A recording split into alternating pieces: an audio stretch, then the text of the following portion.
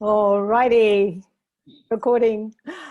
Good evening, everyone, and welcome to Illuminating Our Voices. I'm Simone de Haas, and my very, very special guest tonight is Michael Cormick. Hi, Michael. Welcome. Hi, Lovely to Simone. have your company here tonight. Well, it's a pleasure to be here. And thank you everyone for joining in for tonight, and those of you who have joined us live, and also everyone who is listening to the replay. We really appreciate you taking some time out to come and join us and have a chat about creativity and connection and all of the things that are surfacing as a result of our very different worldview at the moment. So I'd like to introduce my very special guest, Michael, and I want to do him justice. So I'm going to read some of his background and his bio, if you like. So, Michael, you can save your blushes for after. I will. You've probably heard it all before. So Michael Cormick is an internationally renowned singer and actor with a diverse career that spans Australia, the United Kingdom, and Europe. And his Australian credits include Beauty and the Beast, where he played the Beast. That was the Australian premiere production, wasn't it, with Hugh Jackman? It was indeed. And for which you won an Australian Mo Award. Mm-hmm. He played Munkenstrap, the lead character in Cats, Joseph and the Technicolor Dreamcoat. He was Kaniki in Grease, played Joe Gillis in Sunset Boulevard. I've always wished I could have seen that show. That would have been amazing. The Rocky Horror Show, Mamma Mia, Annie, Next to Normal, Blood Brothers, The Pirates of Penzance, and The Phantom of the Opera. And of course, played the Phantom. Now, that's where I actually first met Michael, and I'll do a little bit more of that conversation in a moment. But his other international credits include lead roles in The Phantom of the Opera on the West End, Calamity Jane, Romeo and Juliet, Chess, Evita, End of the Rainbow, and Lloyd Webber's The Woman in White opposite Simon Callow and Anthony Andrews. Michael has also performed in many concerts throughout Europe, including Rome, Paris, Edinburgh, and Cyprus. He's also appeared on multiple TV shows, including Carols by Candlelight and The Terry Wogan Show, and guest performer for Royal Command performances of The Phantom of the Opera and Les Miserables in London. Also, the grand final entertainment for the Australian Football League, and the official opening of Stadium Australia, and the opening of the Christmas Festival at the Royal Albert Hall in London. So as you can imagine, like, why is a man of this incredible aptitude and international reputation choosing to spend time with us tonight to talk about the theatre, the world, and the very different world that we find ourselves in? And the answer to that lies in a little production we happened to do together in Mackay about 2 years ago called The Phantom of the Opera. And Michael was the Phantom in The Phantom of the Opera that I directed, and that was where I first met him. And I have to say, Michael, I'm not sure if I've ever actually said this to you, but the day that you walked into the room, and we were doing the auditions, I don't know if you remember that, the big hall, and, you know, I do. And you walked into the room, and I'd never met you before, other than I think maybe we had a chat on the phone. And you walked into the room, and I thought, I know this man. I felt like I had known you forever. You just had such an incredible warmth, and you were so encouraging with everyone, and you made me feel so comfortable because I was a little bit, you know, fangirl. Oh my God, Michael's going to Right. And I'm thinking, oh gosh, I hope I can live up to this. And you walked in and you just made me feel so much at ease, and it was such a joy to work with you. And we came, and like from that moment, it was like we had, I don't know about you, but it felt to me as if we'd known each other for so long, and we got really just into such a comfortable groove working together. Absolutely. And that's part of connection, isn't it? You know, and that's where we begin to learn, you know, as artists, you know, I find it really interesting because most of the people that I've met that are really, really successful and the most incredible talents are always humble and inviting and generous with their time and their talent. you know, and that sort of defines the two, I think, you know, because there are also people that are, you know, very much in their own head, in their own skin. And it's a different ball game. And again, you know, number one, I'm exhausted from listening to that biog because I wanted to do it justice. And you left a few things out, but yes, I know. That was a short version. You know, it's been an amazing career, and I have been so fortunate to work around the world and work with some amazing people. And as I said to you, I think our time together was really beautiful and connected, wasn't it? I mean, because we felt that together, and that was something that we could then, you know, pass on to the people in Mackay. And I thought that was really important. You know, anything I think that we're given to give back is the greatest gift we can get. Absolutely. I'd so agree with that. I think there's, you know, when you have the capacity to, whether it's to entertain or, you know, whatever that gift or that capacity is, I think there's always an element of being willing to share that and to find a way to share it for the greatest good, I suppose. But that hopefully also speaks to your own good and what you're here to do. So, as a result then of, you know, the world events of, you know, early this year and the time we find ourselves in at the moment to move into kind of the main topic tonight, how did you feel? Like, what was your immediate reaction? Do you recall what it was when you heard that the theatres were closing and stages all over the world were closing and going dark? You know, I would start this conversation with the premise that so many of us as actors and performers, we're probably more well equipped for this life than many people are, because we live in a life of not knowing, you know, what comes next. You know, very few of us have an absolute knowledge of, you know, the next show or the next gig or however that's going to work. So I think in that sense, and we're well equipped, also more emotionally well equipped, you know, than many people are that have a 9-to-5 job, all of that sort of thing, that are also going to find themselves in a really horrible place. And not that we don't know that, because we know that incredibly well. That's something that we've done, well, I've done all of my life.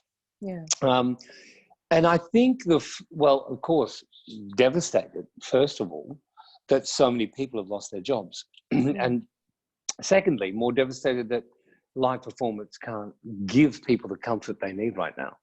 You know, so it's kind of a double-edged sword in that way, that and the confusion of the world comes into that too, doesn't it? I mean, so the energy of everybody and everything. So I think that part of me was comforted by everybody's going through this, you know.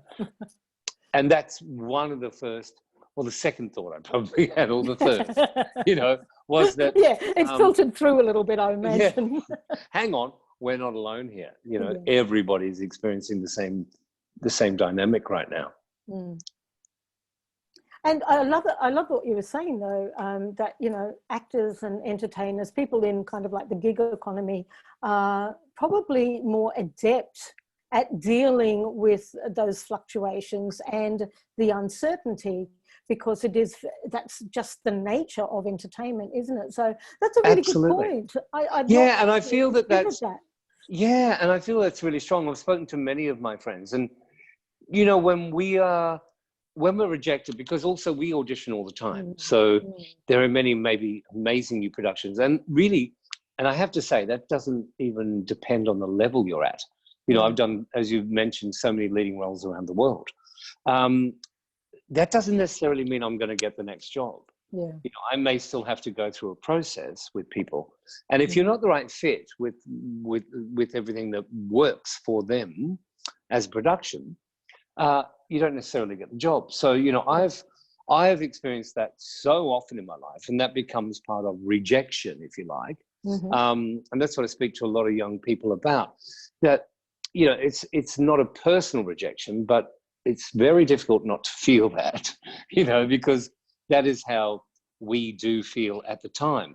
Therefore, within that, you know, there's an insecurity about who we are and how we place that in our lives.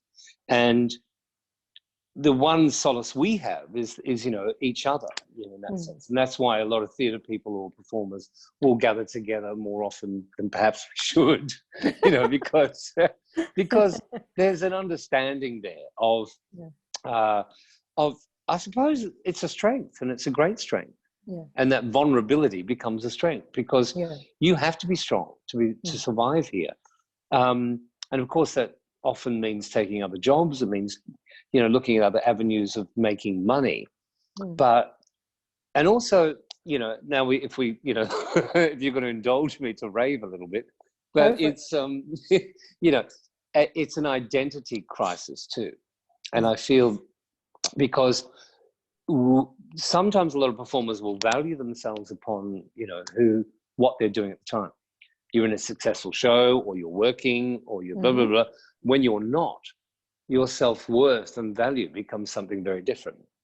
And, you know, that's again what I will talk about, you know, with a lot of people, is that we need to find somehow our own value in a very different place and within ourselves.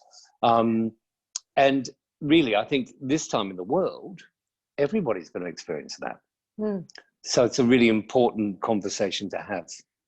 I love that.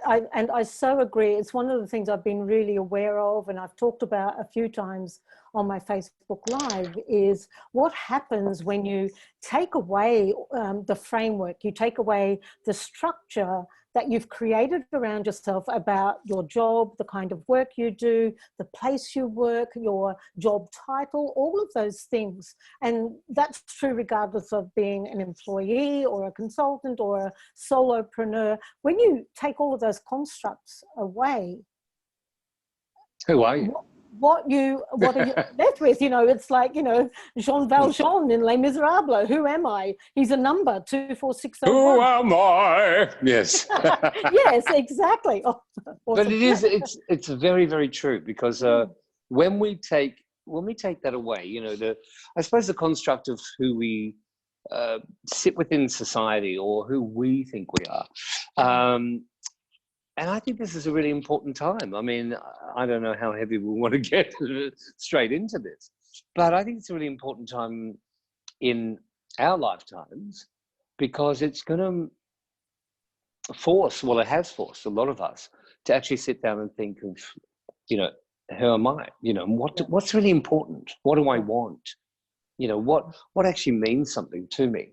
And of course, there's survival, you know, and that is of course priority. And then underneath that, we have a lot of quiet time now to think about things, you know, and sometimes that's great, and sometimes that's quite dangerous. And I think knowing how we live as a group, I'd say collective, you know, performers, artists, you know, again, we're well equipped, not necessarily better at it, but we're used to it. So we have a sense of knowing what this is. And I think, again, you know, performance, live performance, music, all of those things, again, are going to be great healers when we get out of this.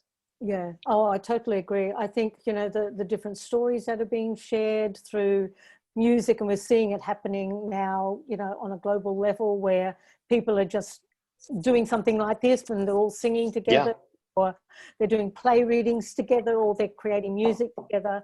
I think more and more we're going to be seeing that. And I agree. I think it's an incredibly healing time for us as individuals, as well as for the planet.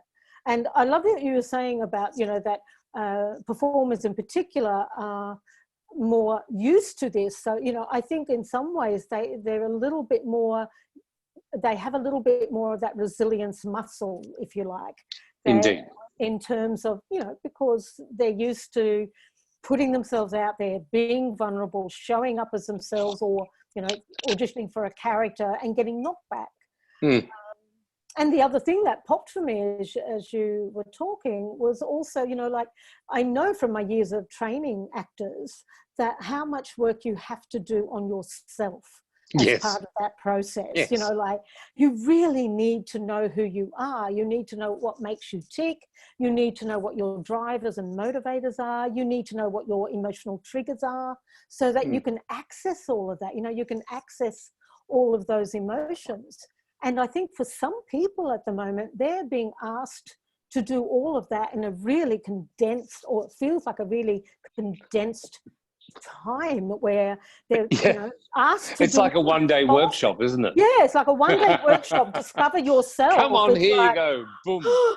I don't know if I can do this. Like, I don't know if I want to excavate to that depth, you know. But would you agree that it's a wonderful opportunity for us all to maybe do some of that deeper work if we're willing to do it? I don't think there's much choice. You know, I really don't. And then again, I might be naive in that, but I think everybody's forced into this situation right now. So, and whether you have, you know, one child, 5 children, you know, none, whatever, with your partner, and you're faced to have to spend 24 hours a day together, you know, we're not born for that, and we're not used to it. Nobody's experienced that before. So somewhere in there, I mean, there has to be that quiet place. And that's what I would recommend to everybody. And I would assume you're going to be forced into it anyway at some point, you know, because after all the raging and whatever one has to do, and all understandable, by the way, I think then there's going to have to be a place of quiet where you hear, okay, as scary as it may be, you know, who am I and what do I want? You know, and, you know, I'll refer now to a book called The Untethered Soul that I read many years ago. And it's written by a guy called Michael A. Singer. Ta-da, Michael A. Singer. Michael A. Singer. Oh, I love that. I didn't write it. But, you know, he speaks about, you know, when we hear the voices in our head that go round and round and round, and I know everybody experiences them, who's listening to them? If you just think about that, who's hearing them? Yeah. Right? It's the quiet part of ourselves. And that's the part when you get in touch with becomes something quite magical and quite different, you know, and not that happens every moment of the day, but I think that's about training it as well. And going back to what we do as actors, as singers, performers, is the training within that, because then you begin to understand, you know, different personalities, different ways of thinking. And I think this is a really important time where we have to train our minds to a whole new mindset. And, you know, not a bad one at all. You know, we look at so many beautiful things that are happening out there. Families that are so united, maybe too much. but, you know, it's Mother Nature sort of forcing that to be part of everyday life. I think that's quite beautiful. Yeah, and I would agree. I think that there's just an unparalleled opportunity for us all at the moment to find those moments of quiet. And I think, you know, it is something that, you know, whether we like it or not, we have been given at this time. And whether we want to do anything with it or not is still up to us. But we all have these pockets of silence, these pockets of stillness, if you like, where we can just stop and ask for guidance, or stop and just check in with ourselves and say, look, you know, is this what I really want to do? If I had the choice, and like somebody had a magic wand and everything was able to immediately swap back to what it looked like, would I actually want to go there? You know, it's like that pivotal moment in Les Miserables where Jean Valjean does sing, you know, who am I? I'm 24601, and he tears up his ticket of leave because he doesn't want to be that person anymore. He doesn't want to live in that framework, that construct. And so I think we all have like this incredible opportunity to just sit and really ask ourselves some questions, some deep questions about what does drive us, what motivates us. Has the life I've been living been supporting that? Is it really where I want to continue to put my energy, or is this a wonderful reset button for me to really investigate something that is much more important for me? So I think exactly. I couldn't agree more. And look, on this, you know, we are all human, and I understand. And I speak to so many friends, of course, you know, in my profession, you know, and they've been on the booze the whole time and blah, blah, blah, blah. Everybody's done a bit of that, right? And, you know, it's, again, comfort. And we need to find that. We need to see that. I found even myself, I've gone, you know, in the last week, hey, enough of all of that. Let's now, you know, start to hone in here and look at, you know, when all of this calms down a little and it moves on, what do you actually want next? You know, and it was interesting to even write a list today and think, okay, what do you really want? That's the big important question, and one of the hardest things to answer, by the way. As I think you would know, because it's, you know, and maybe a lot of people out there don't think as deeply as I do or you do. And not that that's a problem either, but I think we've all got to look at now where the priorities lie and where you want to place your energy, something you just said, which is really, really important. Where do I want to place my energy is the number one sort of, I think, question on this. You know, and again, at the moment, it's easy to just go, okay, we give in. And we'll get onto that one in a minute, giving in. But, you know, I think that's a great important question. Where do I put my energy? Yes, and I think that it's having that intentional focus, finding, you know, and we can do it day by day. We can do it hour by hour if that's what our energy requires, is to say, okay, I'm just going to focus on this, what's right in front of me at the moment. Then after that, I'll see where I need to go next, and being very intentional with our energy and our focus so that we don't like end up in a burnout because we're trying to be too productive in a time that is just incredibly uncertain.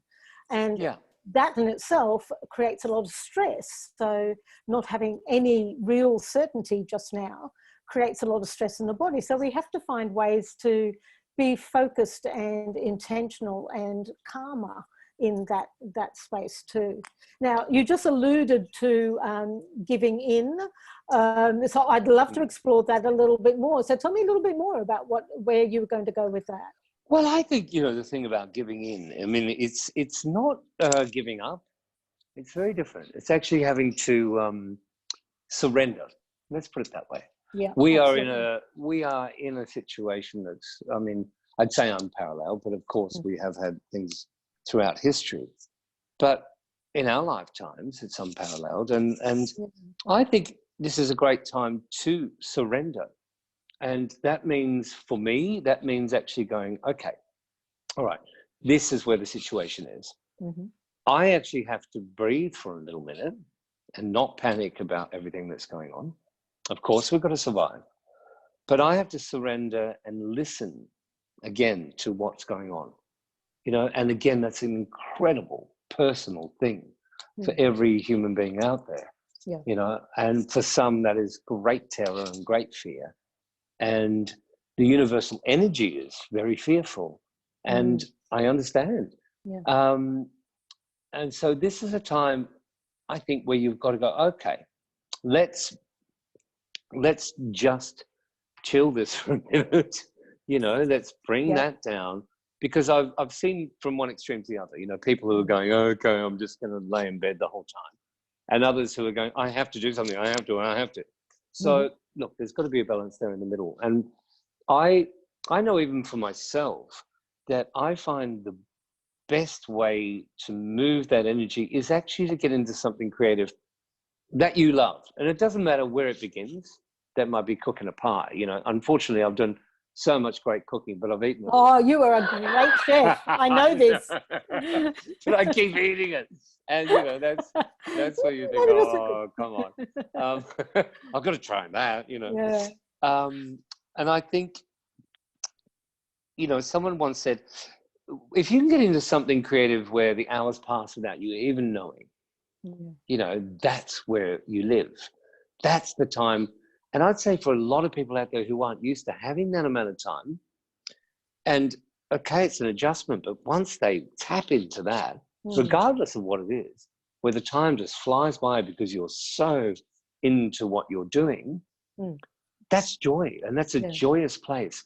And this is where we have to, I think, connect with our joy, with what actually makes you feel alive.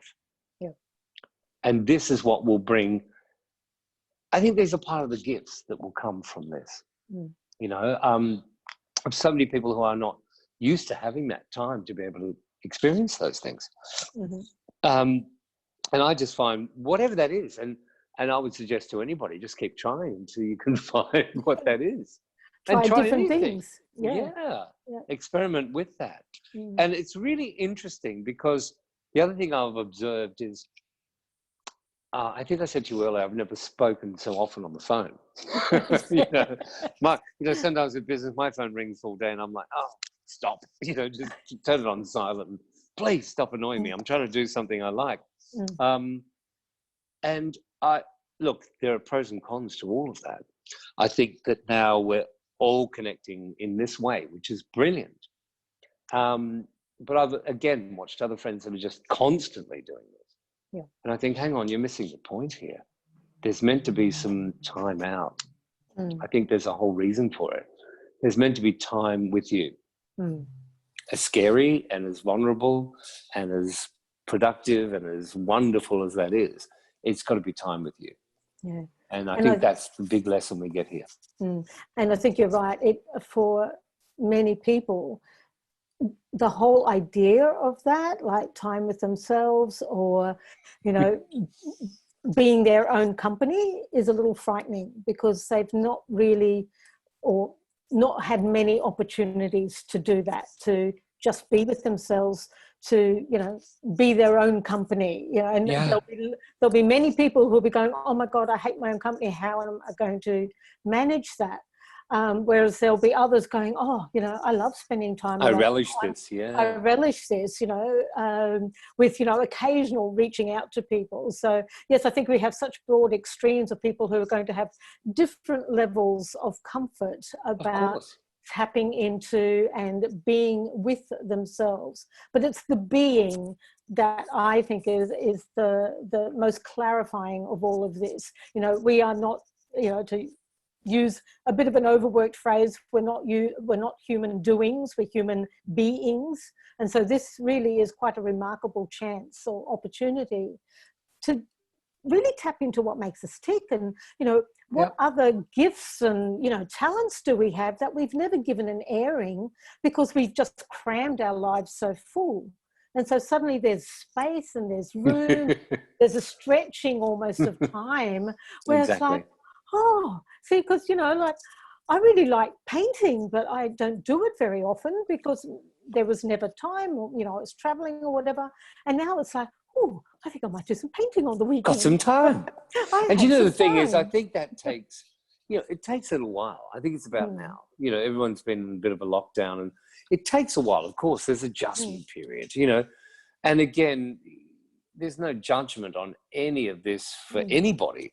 I mean, there are some people who have a great fear of being alone, and I understand that too. And for, friends, with depression and things like that, I'm very careful to look out for them because, they're also had too much time alone in their own heads, and now this is a time where they're going to spend, and that for a lot of people is a great fear. And I think I totally understand that, and therefore reaching out for me is about them and making sure that it's okay, and there are other forms like this to be able to communicate. I think it's a fascinating time because we're all finding our way through that. So you talked about tapping into your creativity, which is absolutely speaking my language, and finding the joy, finding something that is joyful. That, don't know if you can see, but that picture up behind me actually says the word joy.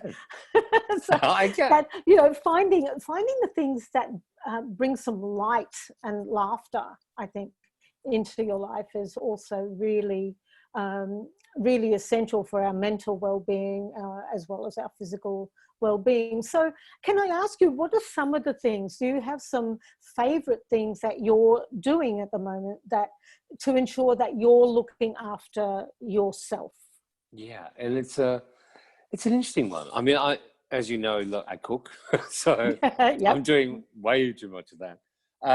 Also garden, do that. I love all that. And I'm out with my mother at the moment. I didn't want her to be on her own, and she's 85 and she's fantastic. Hopefully she'll come out in a minute and say hello. Cool. Yeah, Shrill girl. And so I love coming here doing the garden. I mean, one of the creative things, but I'm doing a lot of writing, which again, for artists, it's easy to go, oh, that's not great, so I'm just going to give that up. No, I think it's really important, I've always kept journals, but now I'm writing songs, which is great. And I'm in the process of writing a musical, which is something I never thought I would do. Oh, that's so cool. So that's good too, and just trying to, I suppose, the impetus or the momentum, I understand for me is difficult. And I'm sure for a lot of people it's difficult. Yeah.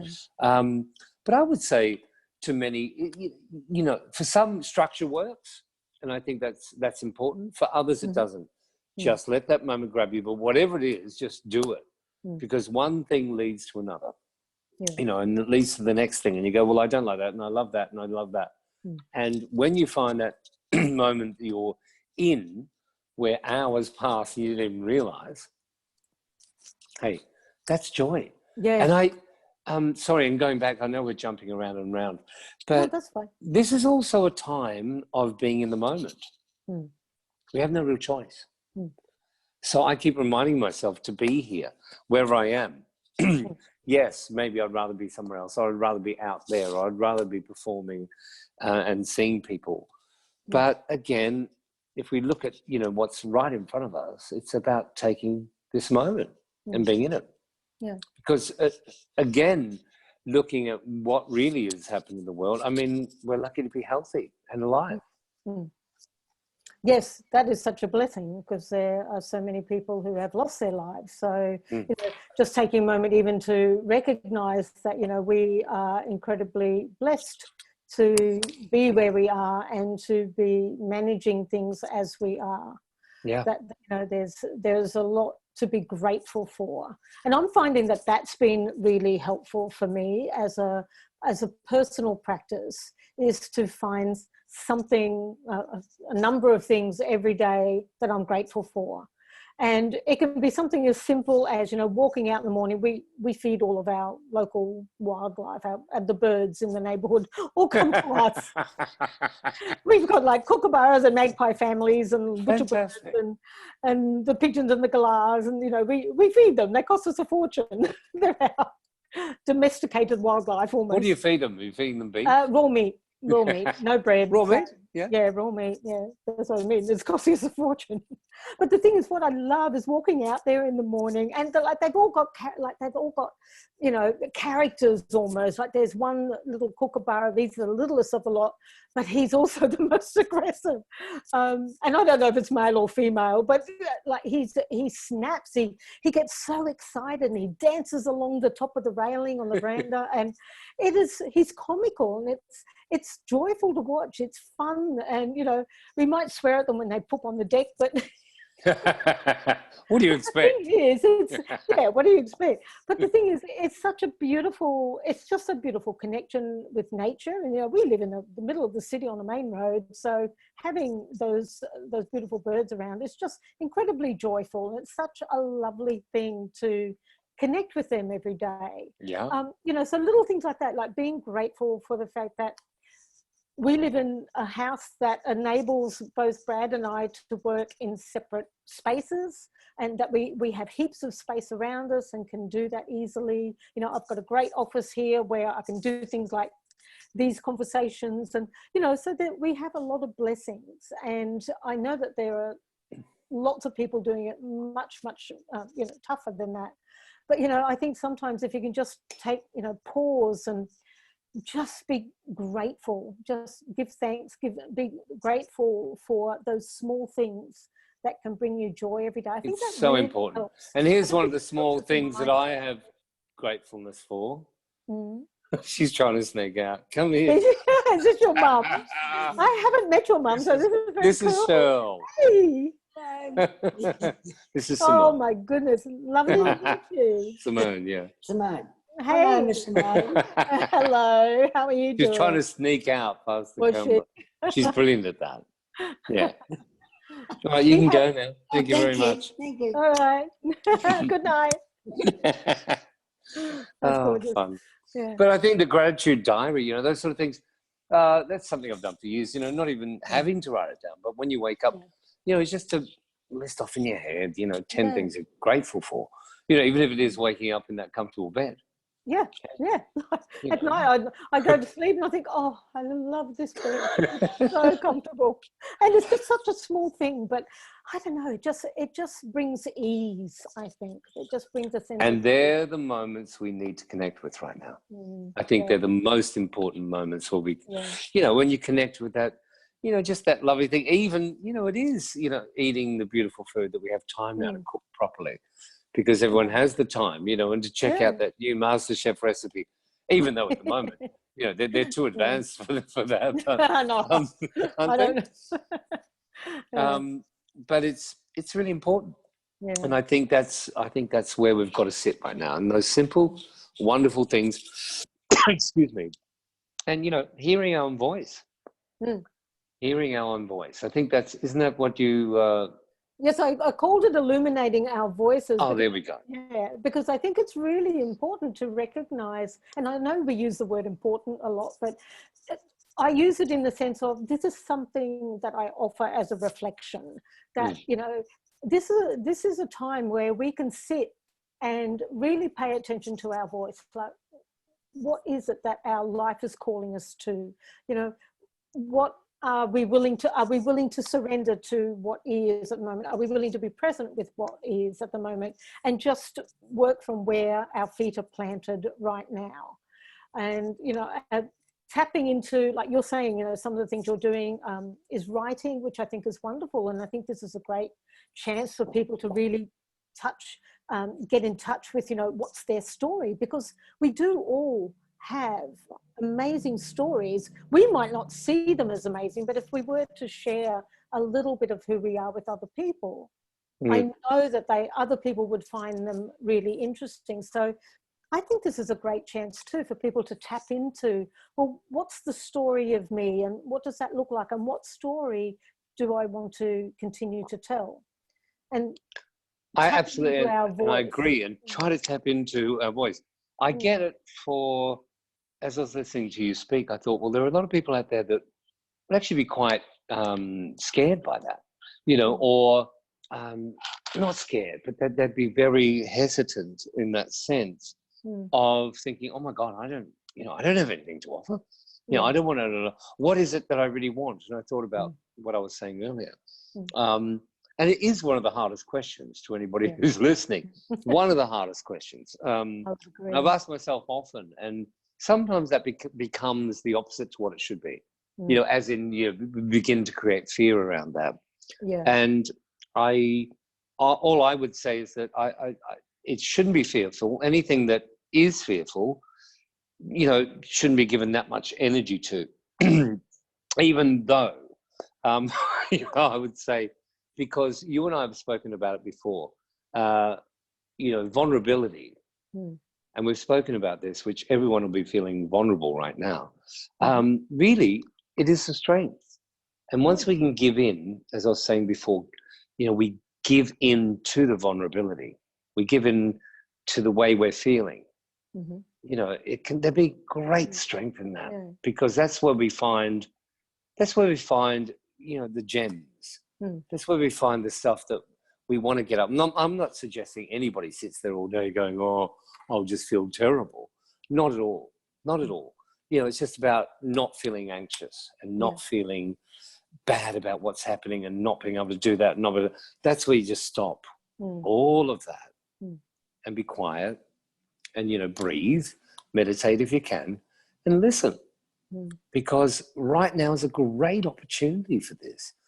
everyone has an excuse, you know. Well, You yeah. know, really, Yeah. it's the best opportunity to just say, okay, oh wow, I'm given this right now. Okay, and I've got the kids screaming, and I've got that, they're all here. But I've got myself an opportunity to say, okay, this is my time, and I'm going in there, you know, for half an hour. Yeah. You know, and time, I've seen beautiful things with people with their children that have never had that amount of time. And Yes. I'm sure that gets tough. You know? I'm sure that gets tough. But, you know, it's again, you know, the extremes, the vulnerability, you know, is strength, and, you know, that fear becomes love. You know, if we can really just begin to truly look at it, not just go, okay, that's the feeling, but what it is something complete opposite to what we're seeing, what we're feeling. Yeah. And I think that's so helpful to people, is to recognize that it's okay to have the fear. It's absolutely okay to be feeling that, and not to have any judgment around it, because the world, there's still a heck of a lot of turmoil and uncertainty. And so not to judge yourself for feeling what you're feeling, but to recognize that by focusing on it constantly, you just bring more of that into your world. So it's about recognizing it, acknowledging that you're feeling it, and surrendering then to the bigger picture, if you like, taking that moment. And as you say, being willing to be vulnerable in that moment, to just see, well, what, you know, being open to receiving the information that comes through about, well, what could your life look like if you stripped away the unnecessary, if you allowed yourself to be vulnerable. Allow yourself to have it. Whatever that feeling is. And, you know, I've always had an incredible imagination. I think that's a place that people can go to now, you know, and in creating characters or stories or anything like that. You know, it's about imagination. It's about, okay, if you want to imagine how your life could be, should be, would be, you know, those things, you know, to go into a beautiful place, your happy place, whatever that may be. This is a great time for it. And you know, I'm not working with a psychiatrist here, obviously, quite obviously. Oh, but it's from your lived experience, which is incredibly valuable. Yeah, but to go into those places, I find them incredibly valuable, because you know, it's giving us a touch of that essence of light and joy that, you know, okay, may never come to the fore. Doesn't matter. No. You know, I mean, in any audition, I will imagine myself walking in and playing that role and completely owning it. And them all going, oh my God, he has to have that role. Yes. On an opening night, I will imagine myself going out and they're all going to say, oh, you're amazing. Or I'll imagine myself, more importantly, going out and being in that character and feeling that I was amazing.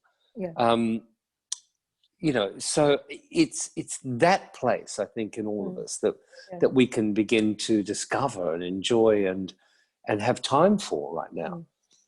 I think that's the absolute soul, that it's the absolute essence, isn't it, of that, as you're saying, that pure joy, that real heart-centered connection with something that we love to do. And whether that's, you know, whether it is our career or our career path, or whether it's something else entirely, I think being able to tap into that at the moment is something that can really help us to move forward.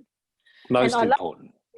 And I love what you were talking about, you know, having such a vivid imagination, and how helpful that is in terms of our creativity at the moment, but also being able to have a vision for, you know, what we do want our world to look like, what we do want our life to look like, our living to look like, so that we can create at least some kind of a vision for us, I think, so that we can hold on to that. I think that is really helpful at the moment.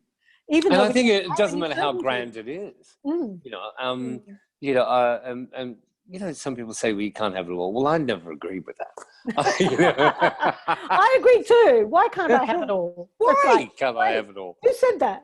Yeah, who did ever say that? I don't know. I don't get that one. But, you know, it is, again, about, looking at the grandest version of yourself. Mm. And, some may say that, well, that only leads to disappointment or whatever, but not if you keep it going. When's it going to crash? Thing, yeah. And look, okay, so some things will work and some things will not work. Sure. But, what we're also learning through all of this is really building our resilience as well.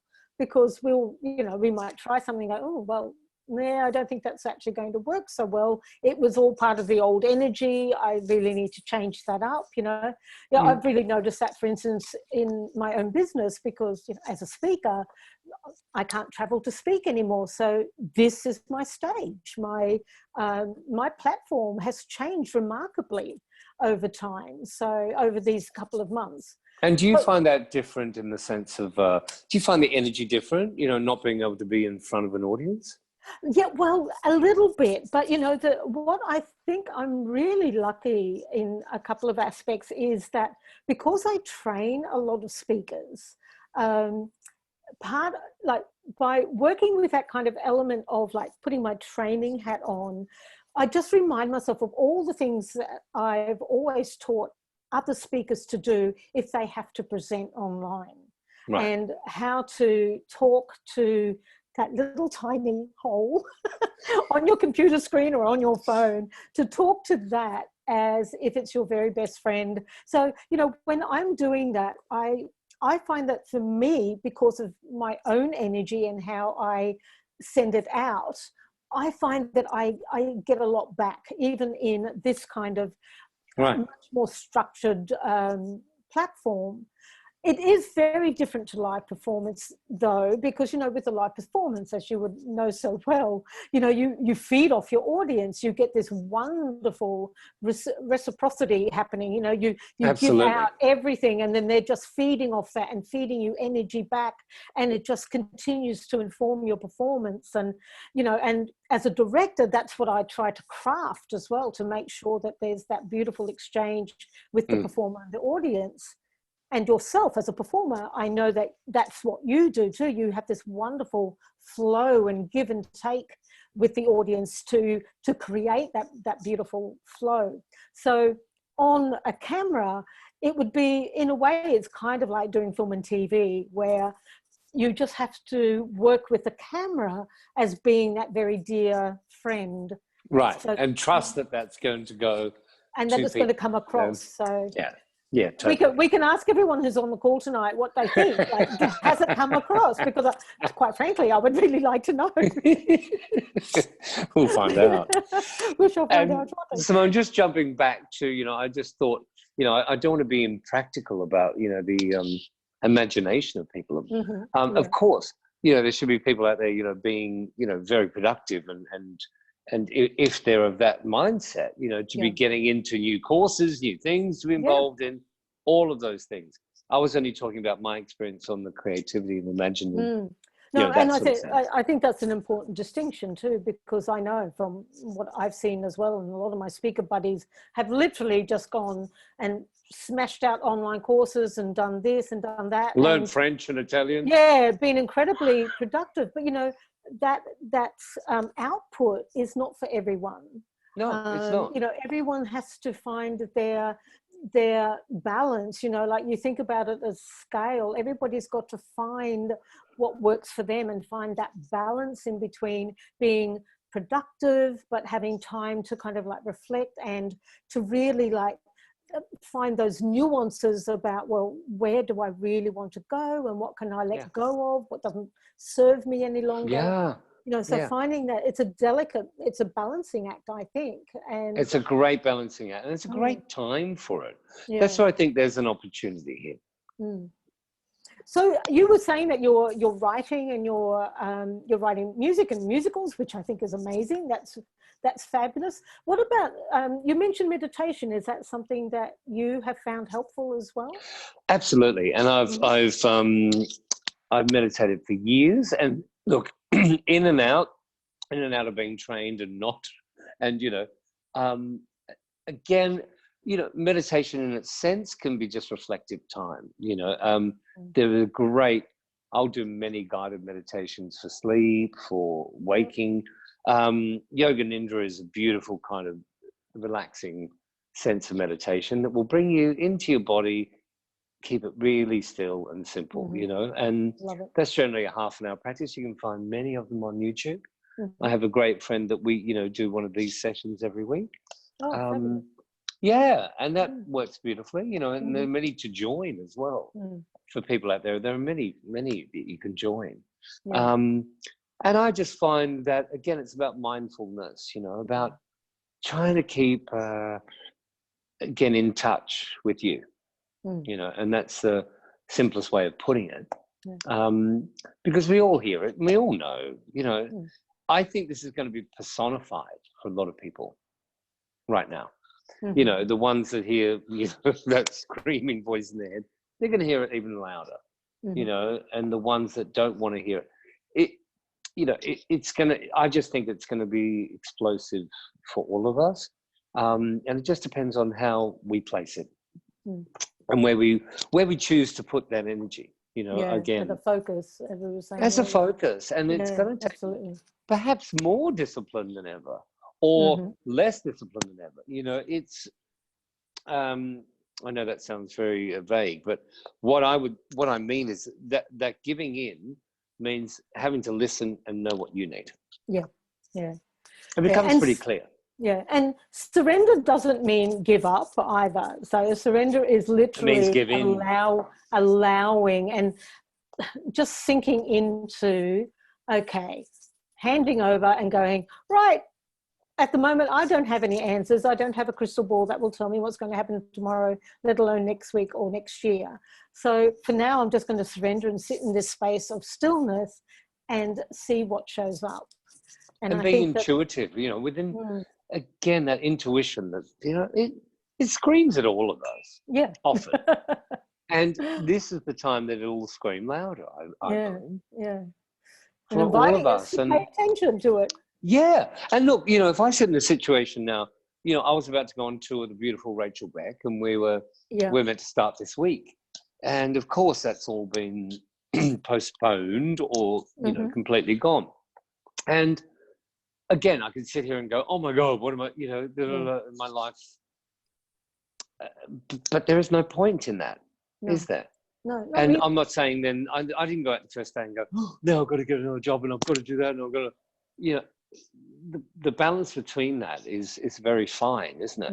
And you've got to find a place and go, okay, like right now, I've just got to be still, you know, and enjoy what, you know, the minutes you've got with everybody that you have. That's before we're in more of a lockdown. And, you know, we have to be sensible about this too and go, okay, what can my future do with breath? Yes. You know, breathe through it. And I suppose I've learned a lot of that in my life, as we discussed before, because it isn't always smooth sailing. And this kind of life is not known to me. You know, I know it very well. As do sitting in that many space of my uncertainty. counterparts. So we're kind of getting pretty much close to the hour. So what I would like to do is, I haven't asked any of the questions I was going to ask, but you've answered. Well, answered all of the questions I would have asked anyway. Not at all. Never. You've just done it so beautifully and intuitively. You've just answered everything. You just picked it straight out of my brain and answered it, which I just love. So what I would really like to do, because I know you have a little surprise in store for us for the end of the call, but what I would like to do is just see if there's anyone who has a question for you. To if you're happy to answer any questions from our guests here tonight. So folks, if you have a question for Michael, I'll just ask you to unmute yourself and put yourself back on video. What I can do is, at the very least, I can unmute you all. So that'll help. That'll help. You're all unmuted, so if you would like to ask a question, can you please put your video on and ask a question?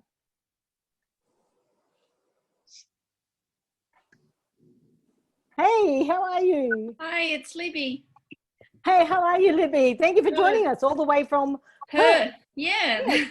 Hi, Libby. Hey, Nice to have your company. my pleasure. It's been wonderful. Thank you. My question is, as someone that has lived a very structured life and wants more to be able to embrace that uncertainty in life, what would be your number one tip with that?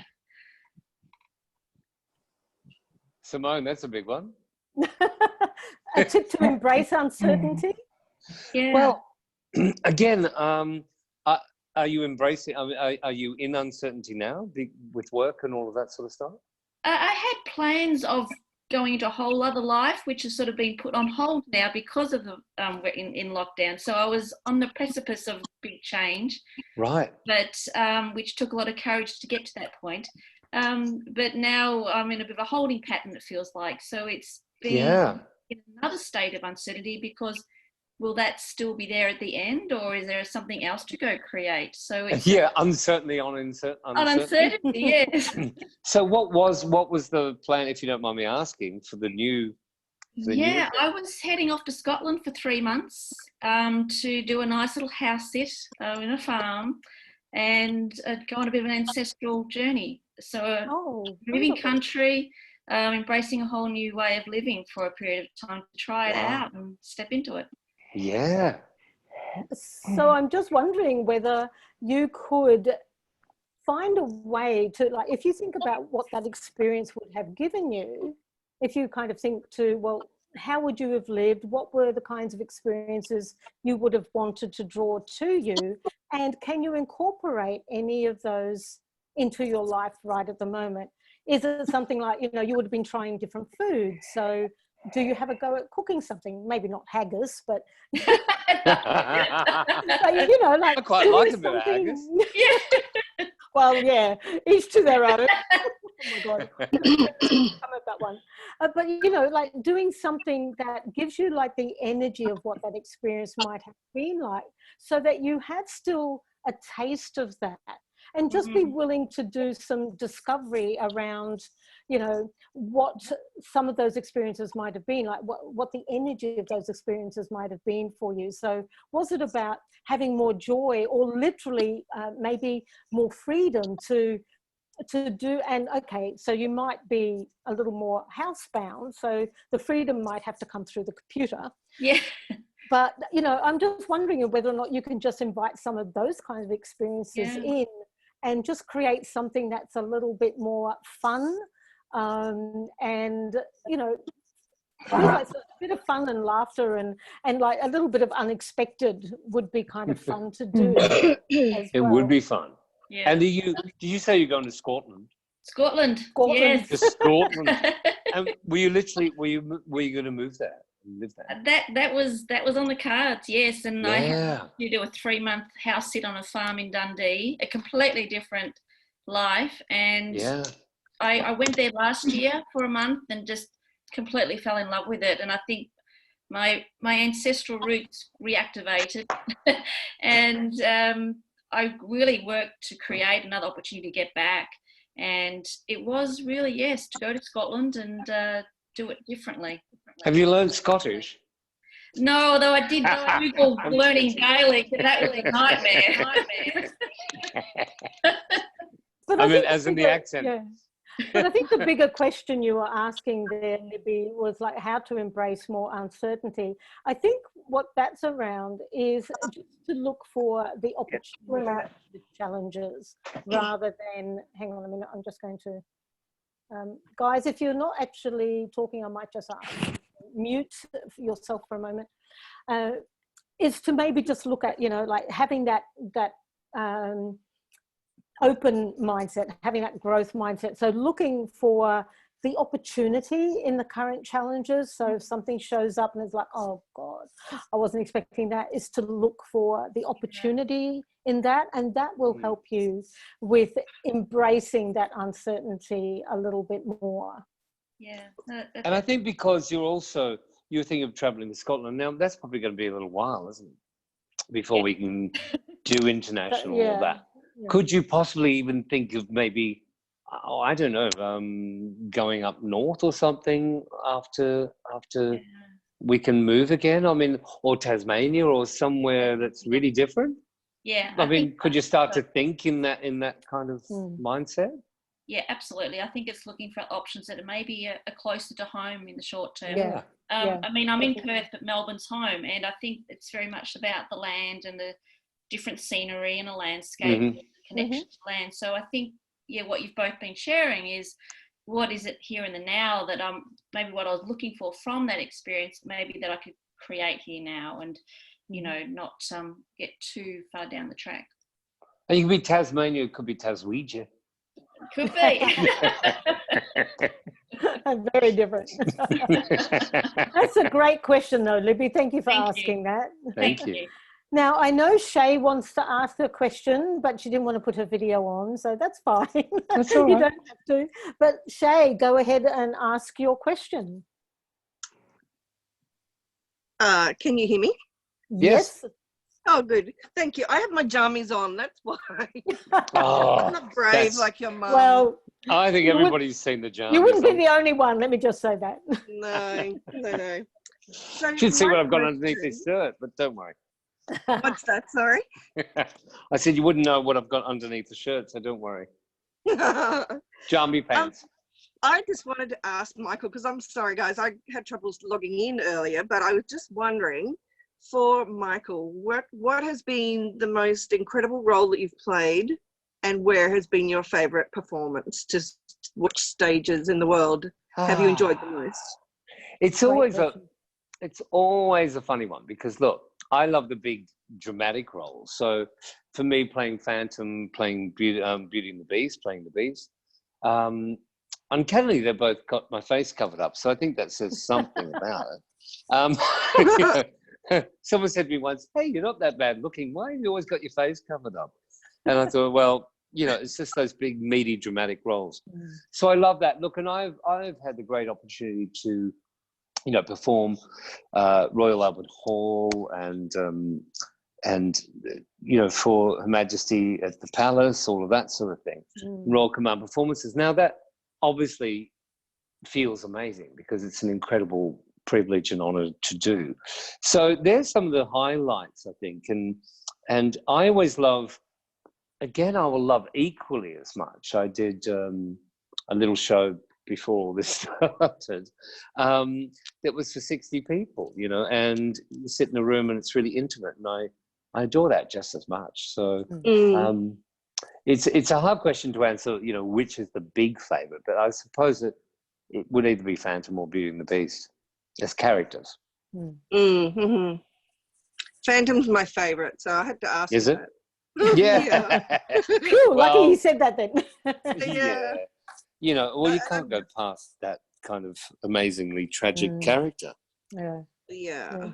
Beautifully flawed character. I just love that role. Amazing. That's great. Thank you. It's a pleasure. Okay, does anyone else have a question for Michael? If you do, if you want to unmute yourself, if you want to be on the screen, feel free to do so. Moira. There she is. Okay, can't hear you though. Hang on a minute. Hello, Moira. Turn your volume up. Hang on, let me just unmute you. Try again. Bump up the volume. I cannot hear you. All right, do you want to type your question and I'll ask it for you?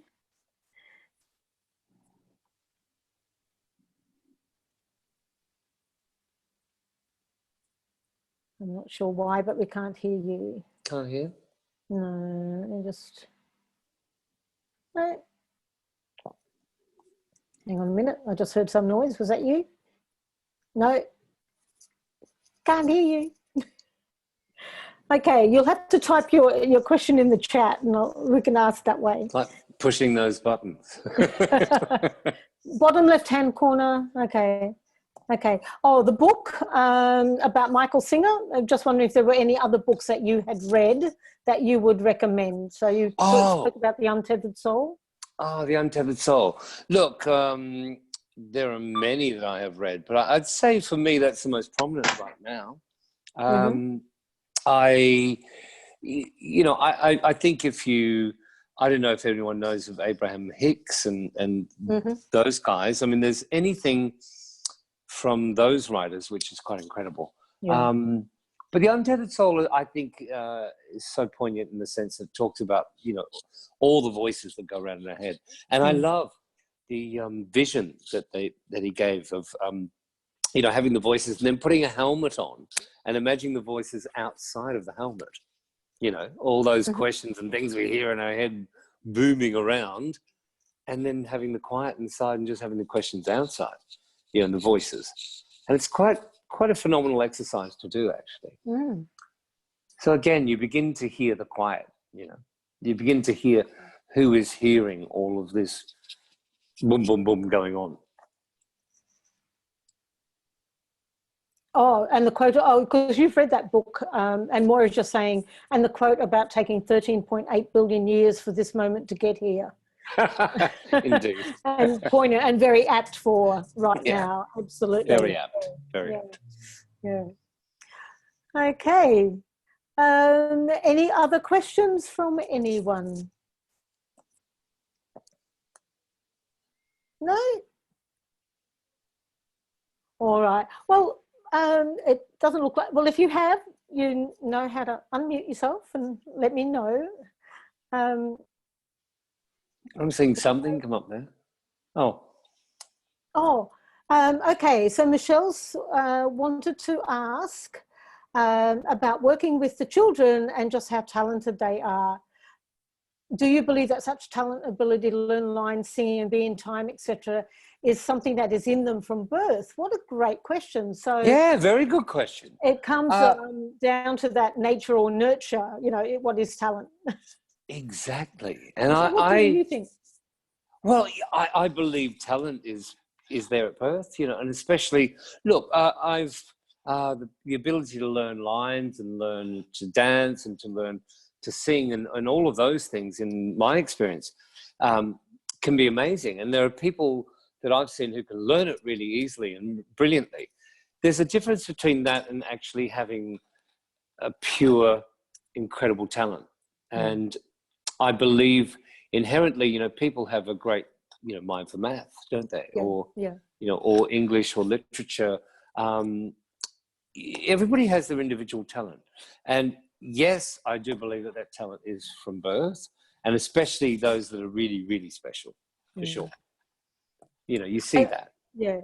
I agree. I think, you know, I'm thinking back to children I've worked with in like Sound of Music, and there were some who had a real natural aptitude. You know, they could learn the songs really quickly, or they could pick up the dances really quickly. They had a natural sense of rhythm, but they had to be taught all of the other things. So I think particularly for many children, I think giving them the space and the tools like to play with and to try those things on for size, because not all of them are born with the natural talent, but they can learn these things. Like, you know, they might have an aptitude for being able to move well, but you need to harness that. You need to, you know, turn it into someone who dances well and give them some techniques. The same with you can have actors who are like a really raw talent, but might have no discipline. So it's like incredibly hard to really shape them into an actor who will get lots and lots of work because they have no discipline. So, you know, there's different ways. So I think it also depends on the natural inclination of the child as well. Indeed. If they're really keen and really passionate, then I think those kinds of things absolutely need to be nurtured. I think that's really great. Oh, and Brad said, talent, where does it come from? A wonderful from a musical called Ruthless, the musical. You know, interesting question. Talent, where does it come from? You know, there are many forms of it, aren't there? So yeah, absolutely. And I mean, I'm in a family of 8. You know, I have 7 siblings, and mum and dad, and none of them have anything to do with showbiz or sing or play piano or dance or had anything to do with it. Yeah. Okay. So was it somewhere in your, further back in up your family tree? Someone where it's. I've been up my family tree and I can't find it. You might need to go further back, Michael. Yes, indeed. Yeah. No, But can't that's find it. interesting, isn't it? So, whereas my family, my mum loved to sing, and she was in a choir when she was a young woman, and a couple of my sisters paint, and one of them was in music theatre when I was doing some of it. So we all tend to have a little bit of artistic talent in some shape or form, but some of us so the flair is there somewhere. So it's there somewhere in that family line. So we've just lost your video, Michael. Oh, hang on 1 second. I think I've got to re-plug in. Can you believe that? Oh, yeah. My phone's running out of juice. Hang on 1 second. Can't have that. Well, take us for a walk through your house. So while you do that, does anyone else have any other questions before we wrap up with our little special treat for you? I'm going to just pull out of here for 1 second. Yep. Hang on. You won't hear me. You won't hear me for 1 little minute.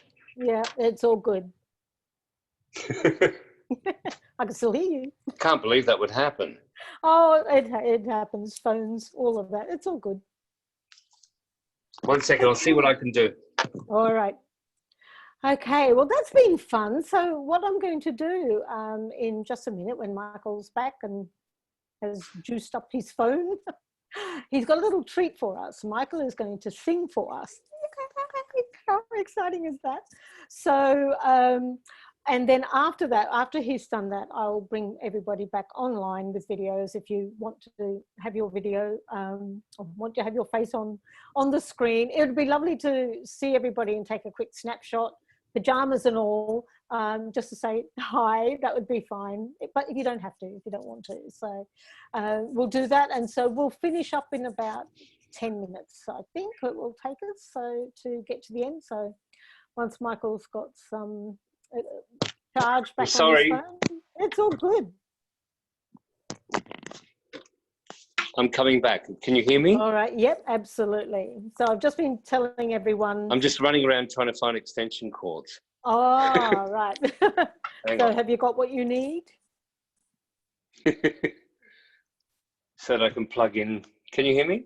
Yep, I can hear you. Can you hear us? Me? Have I got you? Yep, here I am. Hello. Yep, hello. Oh, I've got you there. Okay. Well, let's try and finish up with this before the time runs out. Okay, so before my phone runs out.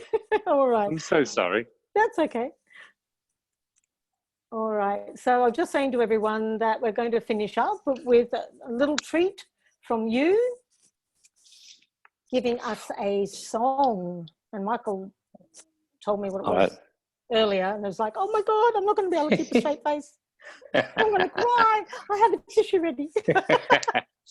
Well, let's see if this works for you, and we don't run out. Right. If it runs out, hey, it'll be. If it runs out, it is what timing. it is, and I'll say thank you right now, just in case. And big it's round my of applause. pleasure. All right. Beautiful to see you. All right. So, Michael, the stage is yours. Thank you.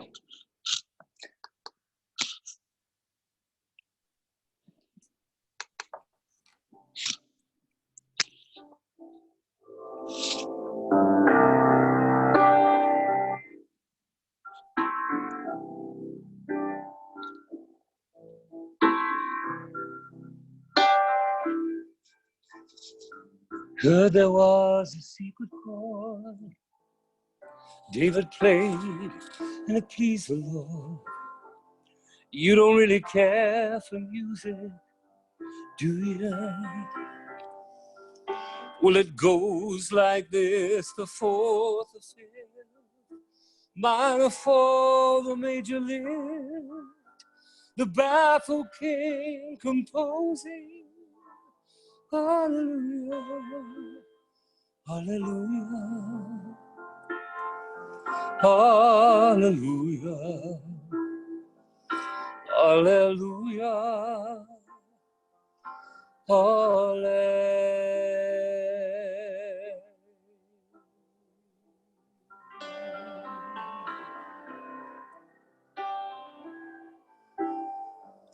faith was strong, but you needed proof.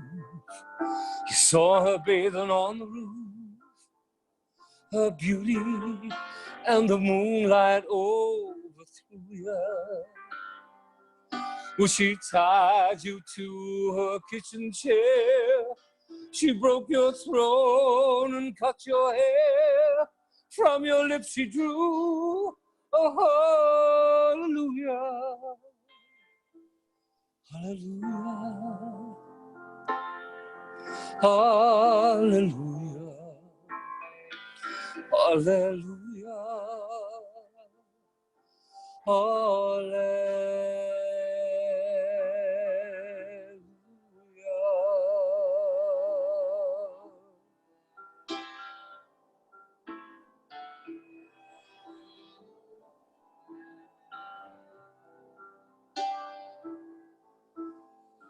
Baby, I've been here before. I've seen this room. I've walked this floor. I used to live alone before I knew you. But I've seen your flag on the marble arch. Our love is not a victory march. It's a cold and it's a broken hallelujah. Hallelujah. Hallelujah. Hallelujah. Hallelujah.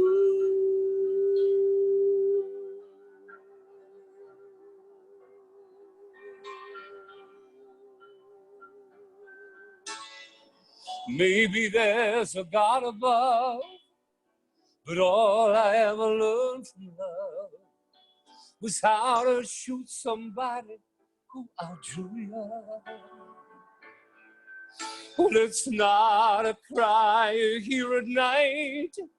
It's not someone who's seen the light.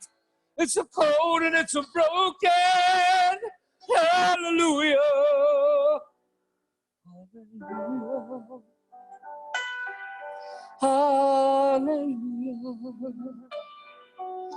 Hallelujah. Hallelujah.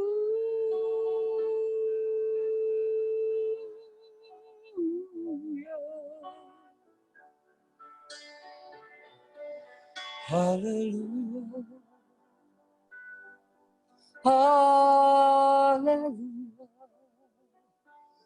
Hallelujah. Hallelujah.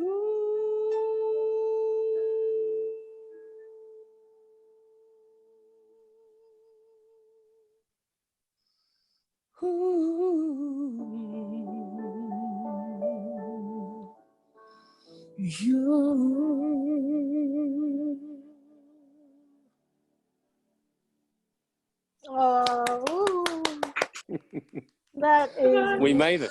Oh my goodness, yes, we got to the end. Let me unmute everybody. So everyone's unmuted, and feel free to bring yourself on screen, folks. Can we please thank Michael for being such an amazing guest? Did you enjoy that? Yeah. I did too. There you are in your Jim Jams and all. Love it. Oh, it's got to be Jim Jams. Oh, Michael, thank you so much. It's been just an absolute delight talking with you tonight. Thank you so much for the beautiful sharing and your stories and sharing of your wisdom. It means so much to us to be able to just connect with you and get a sense of how things are in your world, but also and a different get perspective. some inspiration for ourselves as we move forward in our own world. So it's been absolutely wonderful. Thank you so much. Been a joy for me too. Always lovely to see Simone. Well, thank you. And I look forward to hopefully catching up with you again at some other time. Thank you all for joining us here tonight and for your, being part of illuminating our voices.